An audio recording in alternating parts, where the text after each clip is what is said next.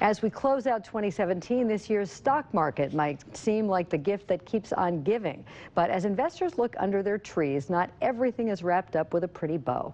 In this morning's U.S. Bank Economic 360, U.S. Bank Senior Vice President Mike Denneman joins Business Courier publisher Jamie Smith in the studio to talk about which stocks were this year's winners and which ones were a lump of coal. Mike and Jamie.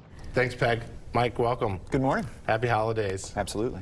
All right, so the market's at an all-time record high, right? Yeah. Talk about that. So, yeah, if you look at the market collectively, you could say it's been a pretty good year for stocks. You know, the list of accomplishments is pretty long. As you just said, the market's at a record high.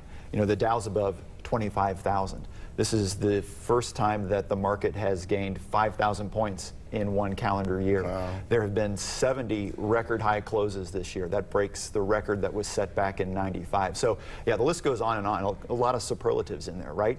But the unique thing about the market this year is that despite being at these record highs, not all stocks are participating in the rally. You know, this is something we touched on earlier this year, this idea that if you kind of pull back the curtain and look at what's going on behind the scenes, what you find is that there is this relatively small group of stocks that's doing extraordinarily well, and then quite a few others that really are being left behind. And so it's been a great year for the market, but not necessarily a great year for every stock. Well, who are some of the winners? Yeah, so that's the easiest question you've ever asked me, Jamie. There is a hands-down winner this year, and that is the technology stocks. Okay. As a group, they have really just lapped the field.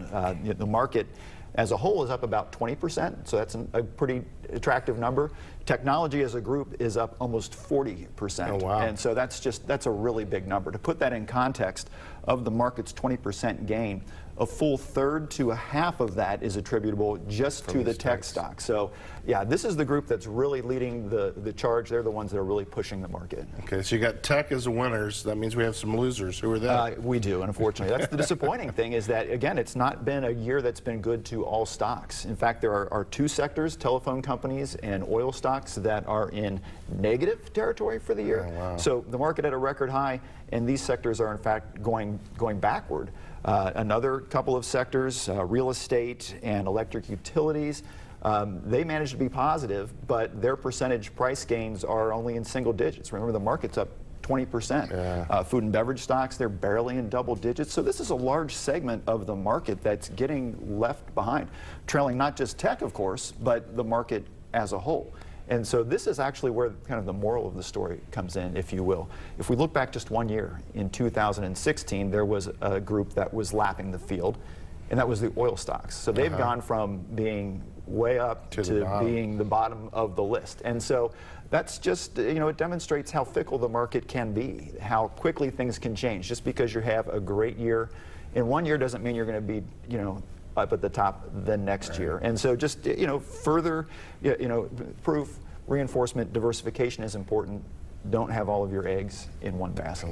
Well, thank you so much for your insight. We're glad to have people like you that can keep us on track so we know who the winners are. I look forward to seeing you next year. All right, you too, Mike.